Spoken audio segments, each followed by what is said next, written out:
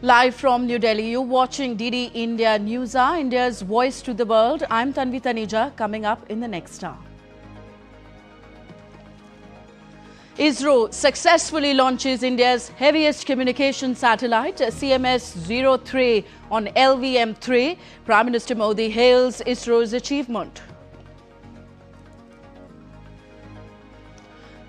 Russia launches new Kabarovsk nuclear submarine armed with Poseidon drone. Putin says no way to intercept the nuclear-powered drone torpedo.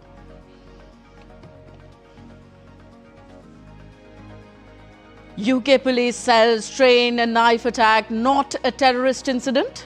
2 British nationals arrested in connection with the attack. 9 people under treatment for life-threatening injuries.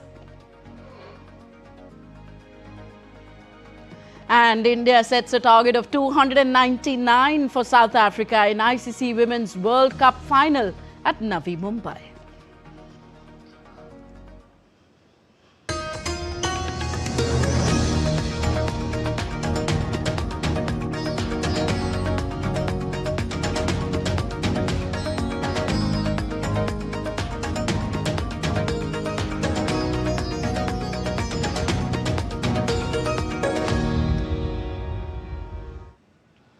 India has taken another decisive leap in space technology and defense communication. On Sunday, Indian Space Research Organisation ISRO launched its heaviest communication satellite, CMS-03, from Satish Dhawan Space Centre in Sriharikota.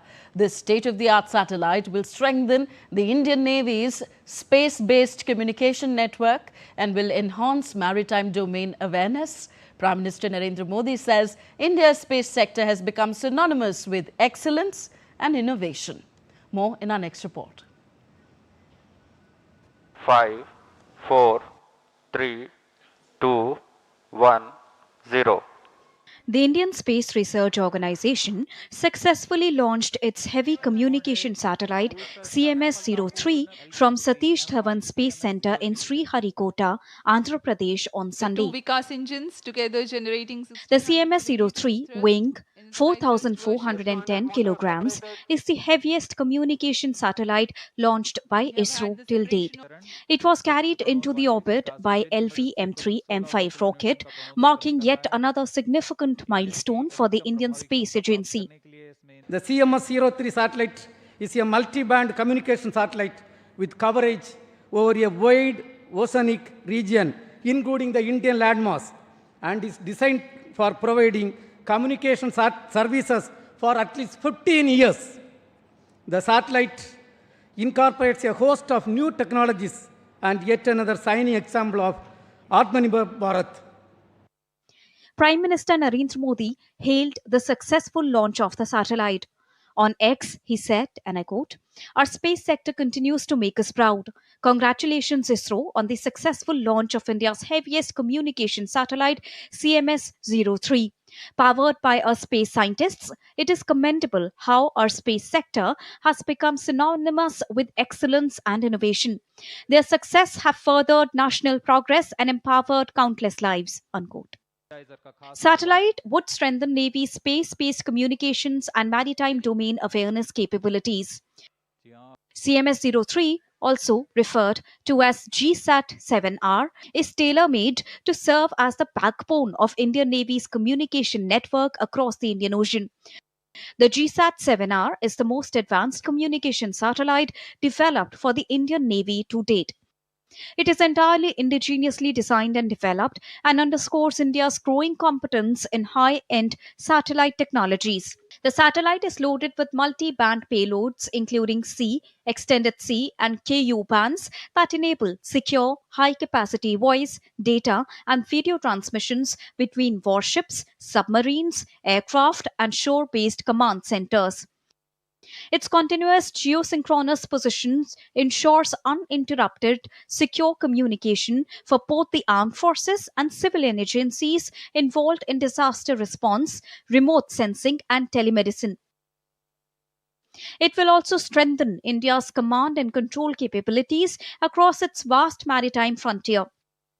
The satellite's introduction will also reduce India's reliance on foreign platforms for strategic connectivity, representing a stride in self reliance under Prime Minister Narendra Modi's initiative of Atmanirbhar Bharat or Self Reliant India. Bureau Report, DD India.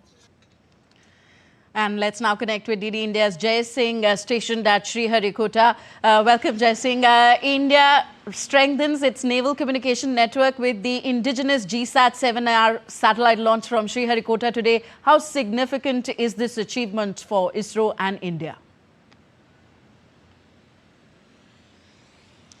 Well, it's very, very significant given the fact that India is blessed with more than 7,500 kilometers long coastline. If you take into account the new method of measuring the coastline, it exceeds even 11,500 kilometers. So such a vast coastline, and we are blessed also with 2.5 million square kilometers of exclusive economic zone in all three oceans like Indian Ocean, Arabian Sea and the Bay of Bengal.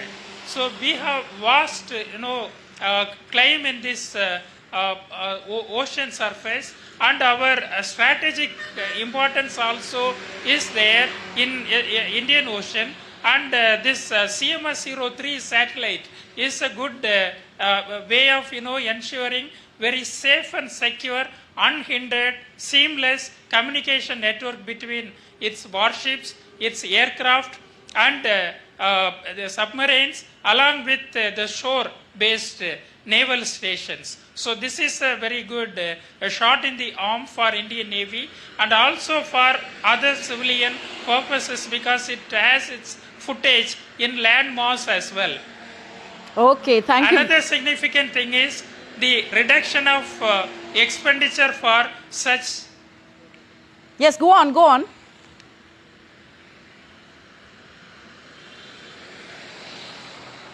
Yeah, even higher, heavier satellites for similar purposes have been launched in the past from outside India. So it involved a lot of money, and it also, because we have developed our own system, our own LVM3, the Bahubali rocket, has been enabled using certain innovations to launch, lift off heavier satellites from Indian soil itself. It's a matter of pride for our Atmanirbharta and also to save public money for the exchequer. Okay. Thank you very much, Jai Singh, for all those details on today's historic launch of the LVM. Russia has launched its newest nuclear-powered submarine, Kabarovsk, designed to carry the formidable Poseidon nuclear-capable underwater drone, dubbed as the Doomsday Missile. Russian Defense Ministry emphasized that the submarine carrying underwater weapons and robotic systems will enable Russia to successfully ensure the security of its maritime borders and protect its national interests in various regions of the world's oceans. The launch marks a major step in Moscow's ongoing expansion of its underwater nuclear deterrent capability amid rising global military tensions. DD India's Dheeraj Das reports. Russia has unveiled a new nuclear submarine, Khabarovsk, built to carry the Poseidon underwater nuclear drone, a weapon some officials have called a doomsday missile. Poseidon, known in NATO as Canyon, is 20 meters long, 1.8 meters in diameter, and weighs 100 tons, according to Russian media. The new nuclear submarine, the Khabarovsk, was launched by Russian Defense Minister Andrei Belousov at a solemn ceremony in the presence of Russian Naval Chief Admiral Alexander Moiseev and other top shipbuilding officials in Severodvinsk at Sevmash shipyards on Saturday. In his address, the Russian Defense Minister called the event a successful milestone for Russia's naval strength. The vessel is designed to carry the massive torpedo-shaped nuclear-powered Poseidon drone. The Russian Defense Ministry said that the Khabarovsk nuclear submarine has been designed by Rubin, the Central Design Bureau of Marine Engineering, and is intended to address Navy missions using modern underwater weapons, including robotic systems, for various purposes. The Russian Defense Ministry further added that the nuclear submarine would be the carrier of underwater weapons and robotic systems to successfully address the challenges of ensuring the security of Russia's maritime borders and protecting its national interests in various parts of the world's oceans. Russian President Vladimir Putin said Poseidon's power exceeded that of even our most promising Sarmat intercontinental range missile, which is known as SSX-29. Arms control experts say the weapon breaks most of the traditional nuclear deterrence and classification rules. They have estimated it would carry a 2-megaton warhead and perhaps is powered with a liquid metal-cooled reactor. Nuclear arsenals continue to evolve. They always do when countries modernize. They always improve them in some shape or form. Sometimes they introduce entirely new types. And so it depends on the country. It's not the same across the board. If you look at the large nuclear weapon states, the sort of modern nuclear weapon states, if you will, Russia, the United States, and to some extent Britain and France, they have developed nuclear weapons that are, very advanced, very compact, very capable. Delivery systems also that can reach, across the world. They have, especially the United States and Russia, they have a wide range of arsenal of weapons.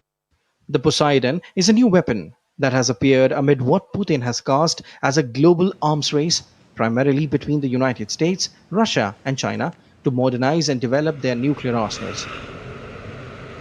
Dheeraj Das for DD India. Next news from the UK. British police said on Sunday that a knife attack on a train which put 11 people in hospital was not a terrorist incident, adding that 2 men, both British nationals, had been arrested. Counter-terrorism police had helped with the initial investigation after the mass stabbing of passengers on a train in eastern England on Saturday. Police said that the 2 men arrested on suspicion of attempted murder were a 32-year-old male, a black British national, and a 35-year-old British national of Caribbean descent. Both were born in the UK. The arrests were made by armed police after the train made an emergency stop at Huntingdon, around 130 kilometers north of London. Witnesses on board the train have described scenes of chaos and horror as an attacker with a large knife stabbed passengers on board. Prime Minister Keir Starmer called it an appalling incident which was deeply concerning, while King Charles said that he was truly appalled and shocked. Of the 11 people hospitalized, 4 have since been discharged and 2 patients remain in a life-threatening condition. At approximately 7:42 p.m. yesterday evening, there were calls to the police service in relation to multiple stabbings which took place on board a train service that departed Doncaster at 6:25 p.m. and was en route to London King's Cross Station. Officers immediately attended Huntingdon Station alongside paramedics, where armed police officers from Cambridgeshire Police boarded the train and arrested 2 people. British Transport Police declared a major incident yesterday, and counter-terrorism policing were initially supporting our investigation. However, at this stage, there is nothing to suggest that this is a terrorist incident. You're watching DD India News Hour, still to come on the show. US Defense Secretary visits the former site of Vietnamese infamous Hoa Lo prison. Syrian president to visit the White House in early November. Iraq and Turkey reach an agreement on water management. All that and more on the other side.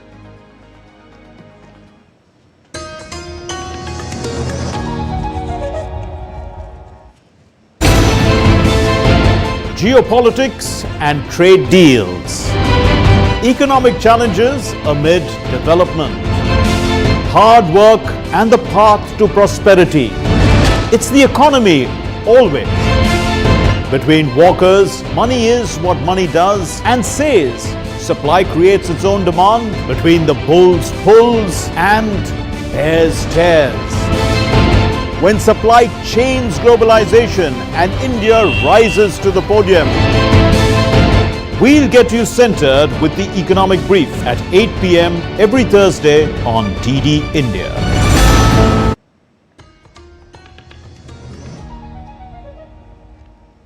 Welcome back. You're watching DD India News Hour. I am Tanvi Taneja.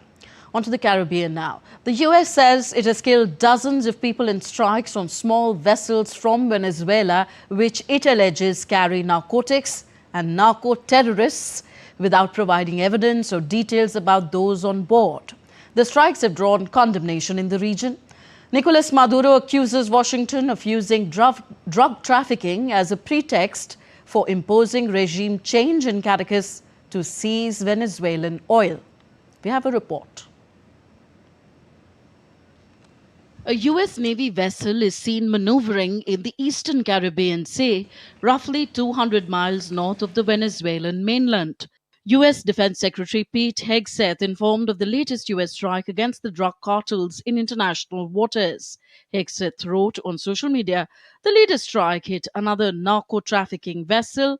This vessel, like every other, was known by their intelligence to be involved in illicit narcotic smuggling. 3 male narco-terrorists were aboard the vessel during the strike, which was conducted in international waters. All 3 terrorists were killed. More than 15 US strikes on boats in the Caribbean and the Pacific have killed at least 65 people in recent weeks. Venezuelan leader Nicolas Maduro accused Washington of using drug trafficking as a pretext for imposing regime change in Caracas to seize Venezuelan oil. Maduro insists there is no drug cultivation in Venezuela. Moscow has reaffirmed its support for Venezuela while denouncing what it calls excessive military force by the United States in the Caribbean Sea. Russian Foreign Ministry spokesperson Maria Zakharova said in a commentary on her ministry's website, such actions are in violation of both US domestic legislation and the norms of international law. US senators, meanwhile, demand clarity on Trump administration's anti-drug strategy in Latin America. Trump administration, in a notice to Congress on September 4th, informed that the US is engaged in an armed conflict with Latin American drug cartels. The notice describes them as terrorist groups as part of its justification for the strikes. US Congress says Trump's attacks in the Caribbean Sea against suspected Venezuelan drug smuggling boats fall under the bounds of the War Powers Resolution. War Powers Resolution is a 1973 law. It requires the US President to obtain congressional approval for military action surpassing 60 days. The 60-day window to obtain congressional approval will arrive on Monday. On October 24th, Trump dramatically escalated the US military buildup in the Caribbean by deploying the Gerald Ford aircraft carrier group to Latin America, a show of force that far exceeds any past counter-narcotics drive and represents Washington's most muscular move yet in the region. Bureau Report, DD India. And we are now joined by Amrit Lugun, former senior Indian diplomat, on the show. Welcome, Amrit ji, to DD India News Hour. The Trump administration justifies its strikes against drug cartels as armed conflicts with terrorist groups. But the US Congress says President Trump needs to obtain congressional approval for such military action surpassing 60 days. Where does the truth lie? Well, against Mr. Maduro, who is basically, we can say, since he has been in power since the death of his predecessor and mentor, Mr. Hugo Chavez, has been in power in Venezuela and 2 times in the elections which was held. He was, of course, Mr. Chavez's vice president. Upon his death, he got that privilege to become president. And then in the 2 elections were very highly disputed. One in 2019 when Mr. Gudillo was supposed to have been elected and is gone on exile. And the elections which were held in July last year, where again the opposition candidate, Mr. Gonzalez, was, by others were declared winners. So, US and Venezuela have been in loggerheads. US has, lured under President Trump the bounty which used to be $25 million, has been raised to $50 million, so that some of the senior army officers under whom the Venezuelan Mr. Maduro gets his legitimate support, to control the country in spite of so much dissident. So there is a truth also that he wants Mr. Maduro to be out, and that this is a high time because he is likely to be 6 years in power since being declared a winner last year in Venezuela. So and in this time, the Russia and the Chinese have increased their presence in Venezuela, which is supposed to have the largest oil reserves in the world. But the production has gone down since a lot of US sanctions, and Iran has a presence in Venezuela. If I'm not mistaken, they have a drone building facility, which after the appeal of Mr. Maduro, after feeling the heat from President Trump, he is trying to rake in to upgrade that facility. Also, Venezuela, of course, their Souls group has been accused of being a big drug cartel. It also coincidentally happened that the nephew of the wife of Mr. Maduro, were supposed to have been caught in dealing drugs off the coast of Port-au-Prince or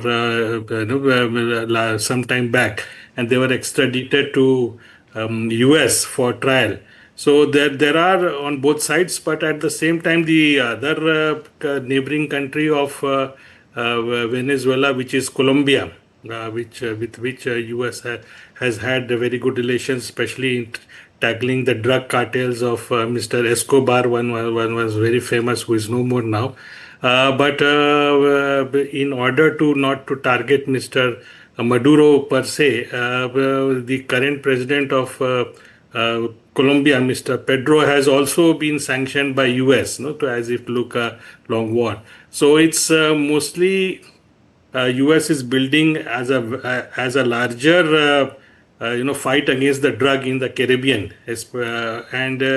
but the underlying current clearly seems that Mr. Maduro somehow, if he can be ousted from power, because he's into too much of policies which are definitely anti-American. So it's a very complex game going on, and the U.S. Internal politics, where Mr. Trump is seen to be taking a lot of unilateral action. So this is an event. The Congress doesn't want the U.S. to seem to be looking as hegemonistic in the region, because there are so many small Latin American and Caribbean countries who are also keenly watching this. In the pretext of fighting against drug, whether Mr. Maduro per se is being targeted or for being removed.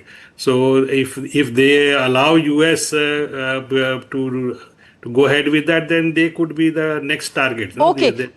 Ambassador Amrit, why has President Trump taken such a strong line against drug smuggling from Latin America, even deploying the US's largest aircraft carrier, the Gerald Ford? What are the stakes here for the US? Yeah, the stakes, of course, as number one, to keep off the rising powers, especially China, and the anti-truck US powers like Russia and Iran, to out of the backyard of US, we can say. It has been there since Monroe Doctrine, and when USSR was very powerful, previous to the current Russia. We also had a lot of crisis in Cuba, where Fidel Castro was tried very hard to be removed. Of course, it was not successful. And the Cuba is still were very much socialist and anti-US even after demise of Fidel Castro. So US is seeing Mr. Chavez since early 2000s, and now Mr. Maduro digging heel in Venezuela, and Venezuela compared to Cuba is much bigger, much more resource rich. So they want to stand and US wants to ensure that this country also does not go out of hand. The second point is that Mr. Maduro, maybe because of overreach, their neighboring country of Guyana. There is Guyana has now discovered lot of oil, and lot of US companies are now involved there in offshore oil exploration and production in Guyana. So historically, the region of Guyana bordering Venezuela, we call Escobar region, is now being claimed by Mr. Maduro in a more forthright manner compared to earlier times. So this is also giving a handle to US and President Trump to intervene that the sovereignty of Guyana does not remains intact as a country of Guyana, and the plan of Mr. Maduro that Escobar region belongs to Venezuela should go ahead any time. Though of course no international decision has been made whether the region belongs to Venezuela or not. Okay. Yeah, so a lot at stake here as far as oil is concerned. Thank you very much, Amrit Lugunji, for being with us on Daily India News Hour. More from the US. Well, America wants deeper military ties with Vietnam. US Defense Secretary Pete Hegseth said this on Sunday at the start of a visit to Hanoi. Hegseth held bilateral meeting with Vietnamese Defense Minister Phan Van Giang. In a statement, Vietnam's Defense Ministry said both governments agreed to continue promoting security cooperation, including areas such as the defense industry. Later, US Defense Secretary Pete Hegseth visited the historic Hoa Lo prison site in Hanoi, where Vietnam once used to detain American prisoners of war during the Vietnam crisis. Hegseth's visit comes as Washington and Hanoi hold prolonged discussions over potential US military equipment supply to Vietnam. Vietnam remains heavily dependent on Russian-made weapons and has been trying to diversify its defense sources.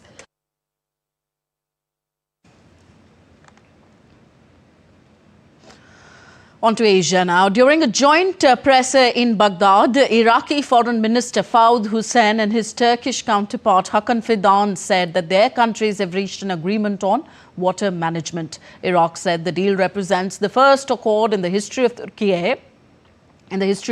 Turkey-Iraq relations aimed at regulating water resources. We will sign a water agreement today. This agreement is extremely important and will be implemented for the first time in the history of two countries. As you know, Turkey and Iraq have been seeking ways to use water more efficiently for many years. This agreement concerns the relationship between the two parties regarding water management. It represents the first accord in the history of Turkey-Iraq relations aimed at regulating and managing water resources. Syrian Foreign Minister confirmed on Sunday that President Ahmed al-Shara will visit the White House in early November and discuss the reconstruction of Syria with the US. This will be the first visit by a Syrian president to the White House in over 70 or 80 years. His Excellency President Ahmed al-Shara will be at the White House at the beginning of November. This visit is certainly historic. It is perhaps the first visit by a Syrian president to the White House in over 70 or 80 years. Certainly, many topics will be discussed, starting with lifting the sanctions, opening a new chapter between United States and Syria. We want a very strong partnership between America and Syria. On to Tanzania now. The main opposition party there, Chadema, has called on the United Nations and the ICC to investigate and establish truth on the ground as hundreds are feared dead in elections that descended into chaos. President Samia Suluhu Hassan, who condemned the protests, was declared winner with almost 98% of the votes. There is no any other body that can intervene. Not the AU, not the EAC, not even SADC.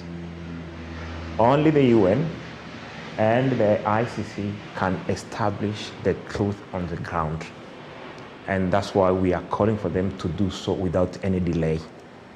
Should they delay, that means they might be facilitating the situation to escalate into something that even themselves will be regretting. You're watching DD India News Hour, still to come on the show. A discussion with our expert on ISRO's latest launch of CMS-03 communication satellite.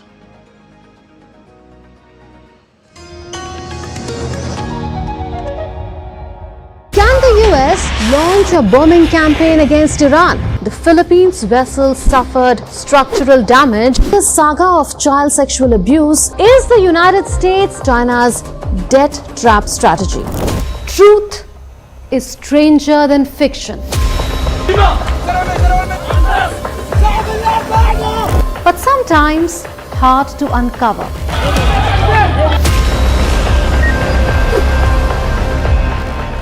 Trust us to tell the truth, unadulterated and pure, of every story that matters to you.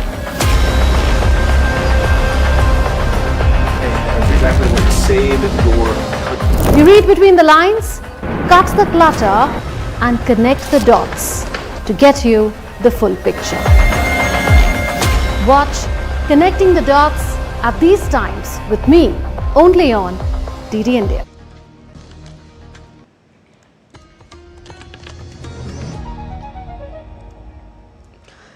Welcome back. You're watching DD India News Hour. I am Tanvi Taneja. And to our top story now, ISRO's LVM3 M5 successful launch from Sriharikota. And to discuss this, we have with us renowned space expert Ajay Lele joining us from New Delhi. Welcome, Mr. Lele, to DD India. First of all, tell us something about the GSAT-7R. How will it enhance India's defense capabilities, especially those related to the Indian Navy?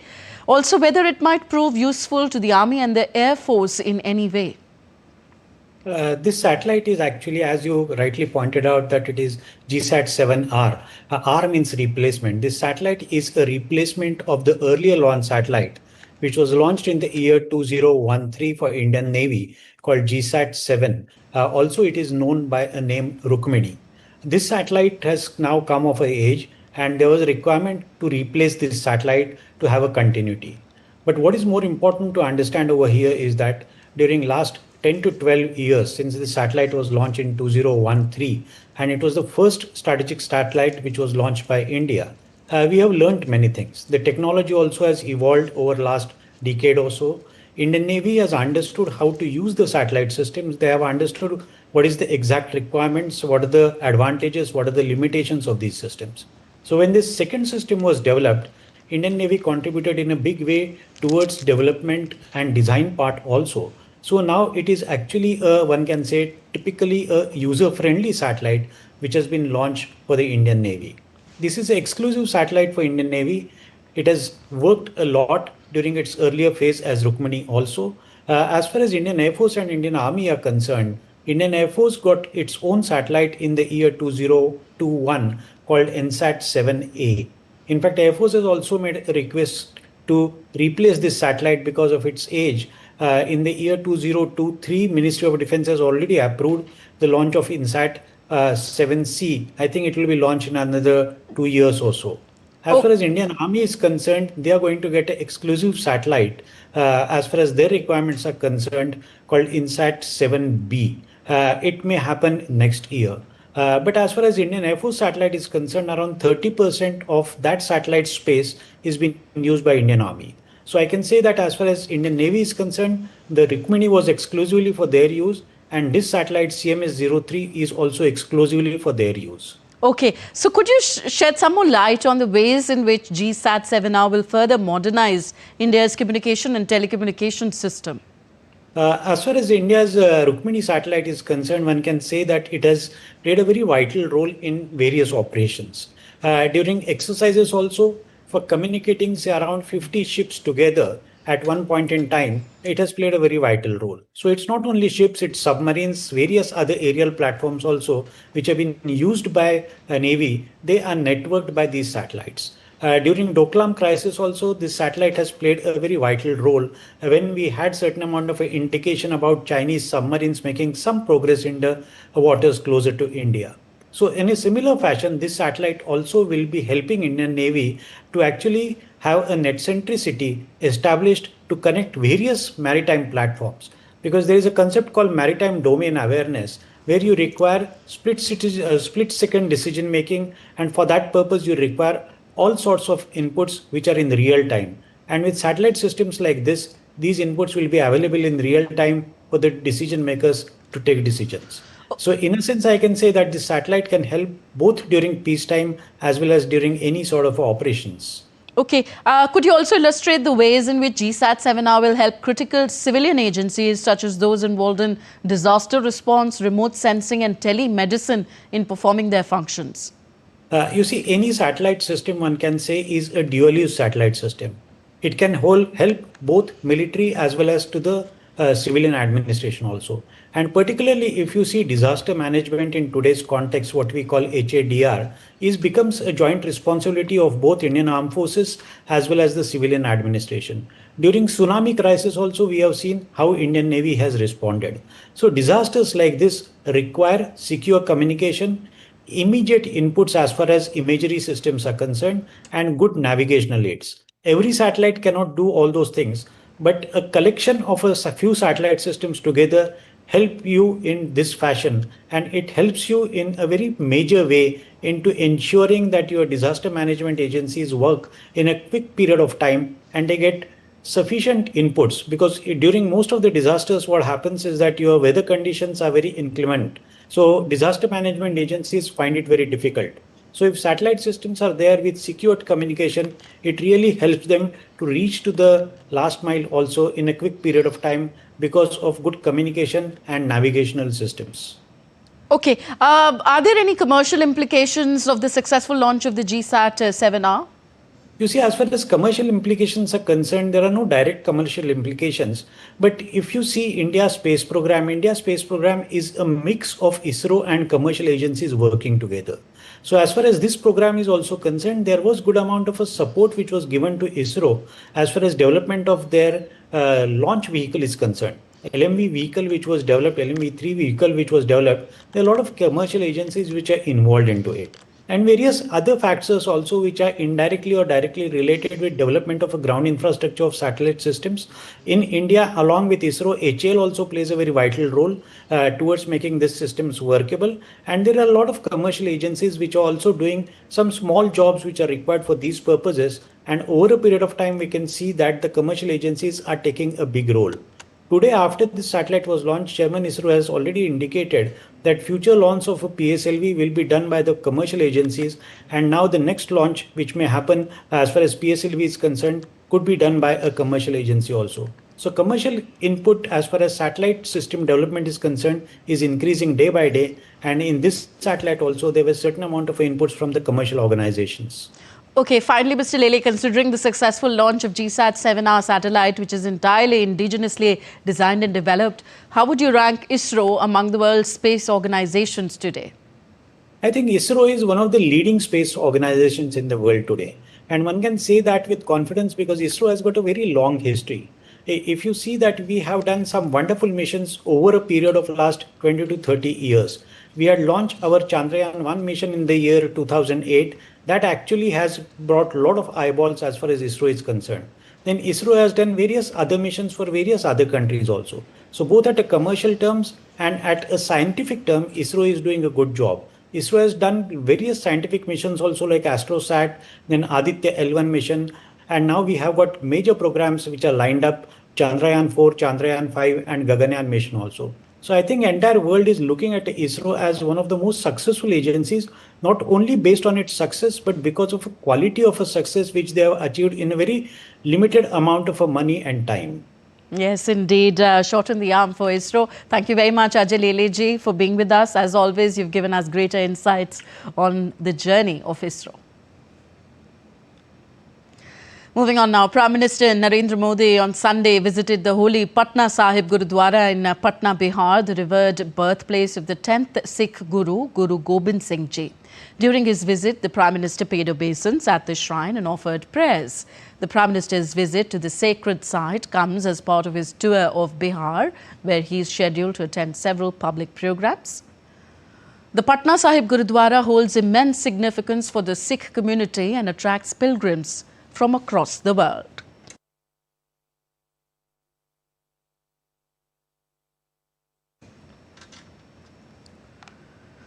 With political parties ramping up campaigning efforts ahead of the upcoming Bihar Assembly polls, Prime Minister Narendra Modi is campaigning in the eastern state. In his first rally of the day in Ara, Prime Minister Modi stressed that the NDA's manifesto is a guarantee of Bihar's all-round development along with social justice.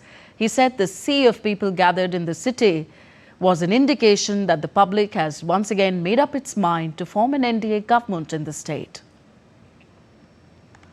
Prime Minister Modi later held a rally in Nevada where he reiterated what he said in Ara. The Prime Minister also talked about the growing divide between the RJD and Congress parties, highlighting the deepening conflict within the alliance. आजकल ये दोनों दल एक दूसरे के बाल नोचने में लगे हैं और तो खबर ये है कि हर बूथ पर कांग्रेस के लोगों ने आरजेडी को हराने की ठान ली है। आप देखिएगा 11 तारीख को दूसरे चरण का मतदान खत्म होते ही कांग्रेस आरजेडी एक दूसरे का क्या हाल करते हैं, माथे फोड़ना शुरू कर देंगे। President Draupadi Murmu is on a visit to the northern Himalayan state of Uttarakhand from today till the 4th of this month. President Murmu attended the convocation of the University of Patanjali in Haridwar. The President said that India's great personalities have made invaluable contributions to the development of human culture. President Murmu said that the dream of a developed India by 2047 will remain incomplete without the equal participation of women. 140 crore जनसंख्या भारत में है, उनमें से 50% महिलाएं, जो हम सपने देख रहे हैं 2047 तक भारत को विकसित भारत बनाएंगे, तो बेटियां और भाइयों सभी का सहयोग चाहिए, क्योंकि केवल 50% बेटा प्रयास करेंगे और बेटियां पीछे रह जाएंगे तो विकसित भारत का सपना हुए तो अधूरा रह जाएगा। In Uttarakhand's capital city of Dehradun, President Draupadi Murmu inaugurated 2 new visitor-centric facilities, namely a foot-over bridge and an equestrian zone at Rashtrapati Niketan on Saturday. The 105-foot-long pedestrian bridge inaugurated by President Murmu, built on Rajpur Road, enables seamless movement between Rashtrapati Niketan and the upcoming Rashtrapati Udyan. The President also inaugurated state-of-the-art equestrian zone developed within the Rashtrapati Niketan premises. In the evening, the President attended a cultural evening organized by the Uttarakhand Department of Culture, enjoying the performances of Uttarakhand's folk music and dance. And next we take a look at other stories making news in India. The 67th edition of Akashvani Sangeet Sammelan begins on Sunday with concerts at Delhi, Mumbai and Chennai. Various classical music performances will be held in 24 cities across the country during the month-long event. The program is being organized by Prasar Bharati in collaboration with the Culture Ministry. Chief Election Commissioner Gyanesh Kumar on Sunday was honoured at the 66th Foundation Day ceremony of the Indian Institute of Technology, IIT Kanpur. The Distinguished Alumnus Award is the highest award given by IIT Kanpur in recognition of outstanding achievements of its alumni. The Delhi government has launched the Pink Saheli Smart Card, a new initiative that allows women and transgender commuters to travel free of cost on Delhi Transport Corporation and cluster buses.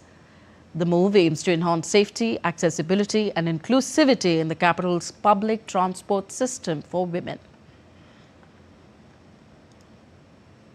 The International Arya Mahasammelan, marking 150 years of the Arya Samaj and the 200th birth anniversary of its founder, Swami Dayanand Saraswati, concluded in New Delhi. The four-day grand event saw participation from Prime Minister Narendra Modi and representatives from over 43 countries across the world. Still to come on DD India News Hour. Arshdeep Singh and Washington Sundar help India level series against Australia in the third T20 International at Hobart.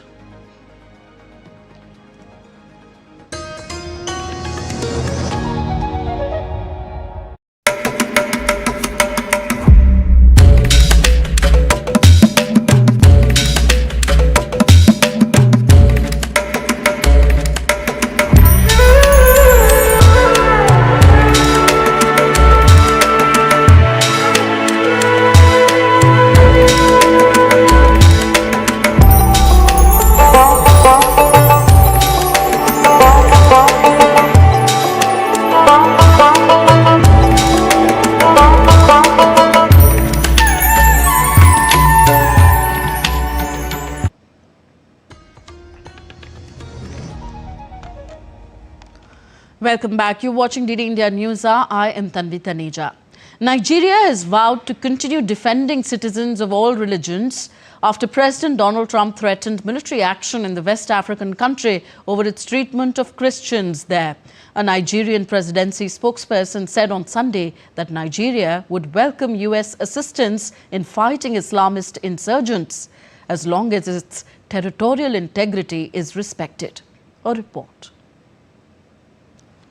US President Donald Trump has threatened on Saturday to send the military into Nigeria with the guns a-blazing if Nigeria does not stem what he described as the killing of Christians by Islamists. In an explosive post, Trump said on social media that he asked the Pentagon to map out a possible plan of attack in Nigeria if the Nigerian government continues to allow the killing of Christians.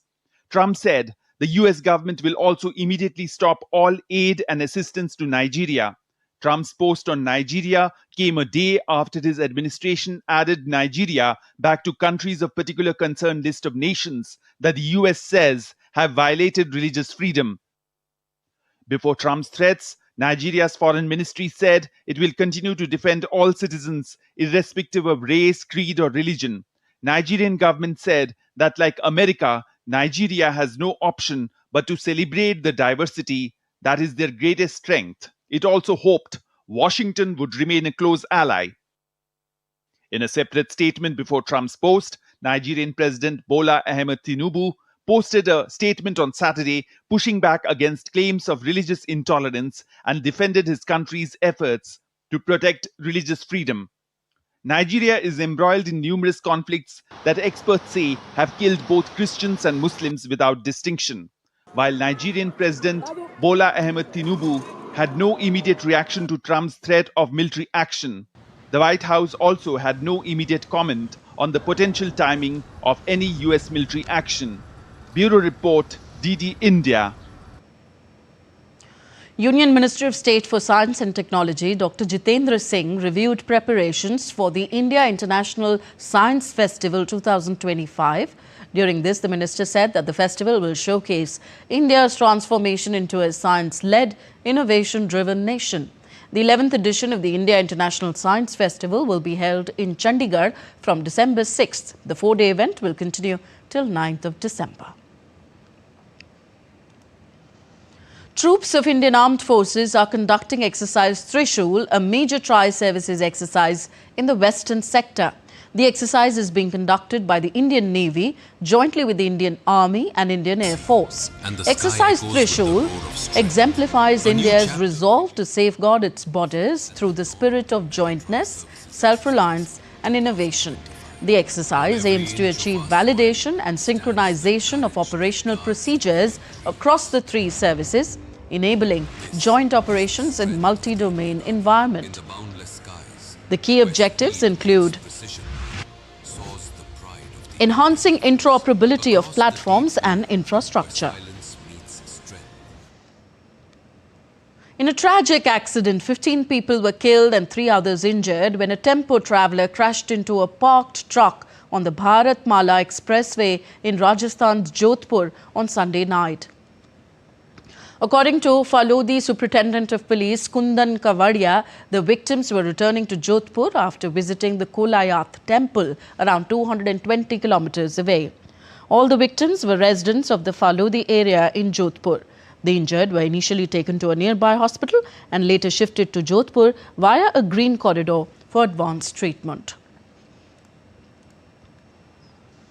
Hindu community in Nepal observed Dev Uthani Ekadashi and Tulsi Vivah on Sunday. Devotees visited the Vishnu temple and offered puja and worshipped Tulsi plant with Shaligram stone.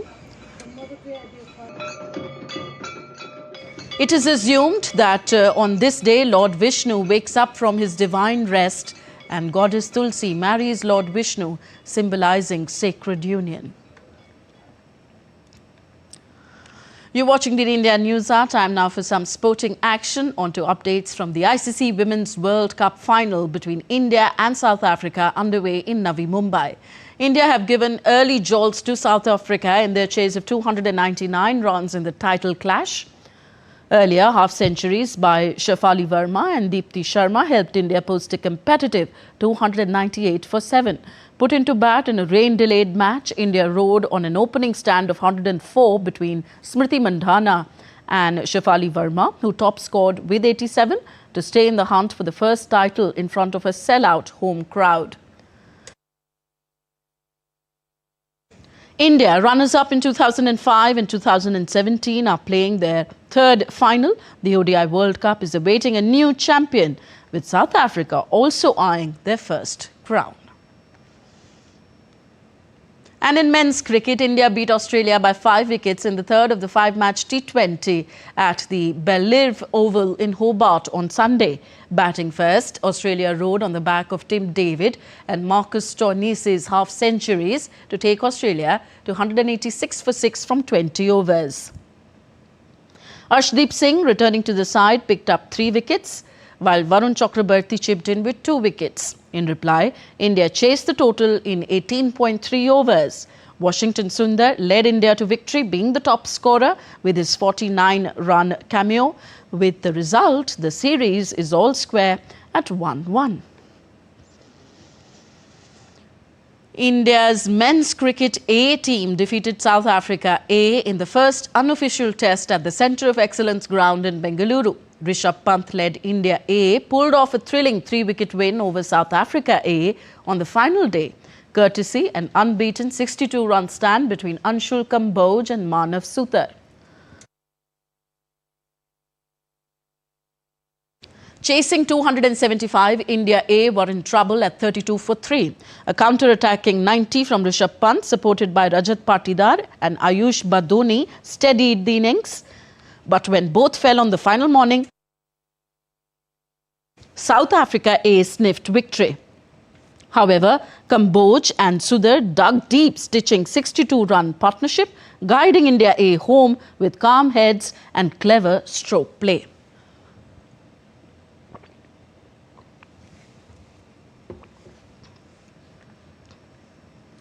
Prime Minister Narendra Modi praised the performance of India's young athletes at the Asian Youth Games 2025. In a post on X, Prime Minister Modi said, and I quote him, "Our young athletes have scripted history at the Asian Youth Games 2025 with their best ever performance, winning an impressive 48 medals. Congrats to the contingent. Their passion, determination and hard work are clearly visible. My best wishes for their future endeavours." Unquote. And that's all for this edition of DD India News Hour. Do let us know your thoughts on the news of the day. Connect with us on our different social media handles at DD India Live. And you can also download our DD India mobile app for quick news and updates on the go. We'll be back with more news as it breaks here on DD India. I'm Tanvi Taneja from all of us here in New Delhi. Thank you for watching. Namaskar.